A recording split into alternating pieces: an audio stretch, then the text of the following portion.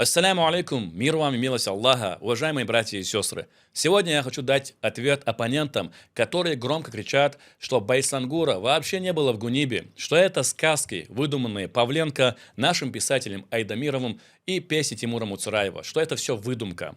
Итак, сегодня мы ответим этим оппонентам со слов самого Павленко. Петр Андреевич Павленко, к нашему счастью, в 1938 году оставил в своих заметках записи, как он написал «Кавказскую повесть». И сейчас я зачитаю слова Павленко, и он ответит, написал он сказку или нет. Изучая краснопартизанское движение в Дагестане за 1920-е годы, я нашел среди героев борьбы несколько стариков, когда-то в юности, принимавших участие в движении Шамиля.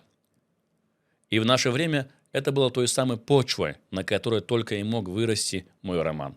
И уже не Шамиль, а рядовой горский боец становится у меня героем романа.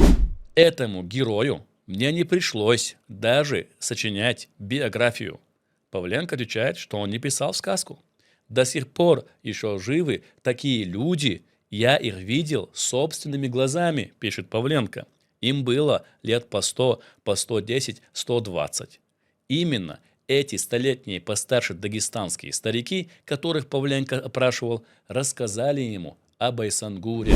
Итак, Павленко ответил, что он не писал сказку, что ему не пришлось сочинять, что он получил информацию от дагестанских стариков, которые принимали участие в Кавказской войне, и сами эти люди видели все эти события.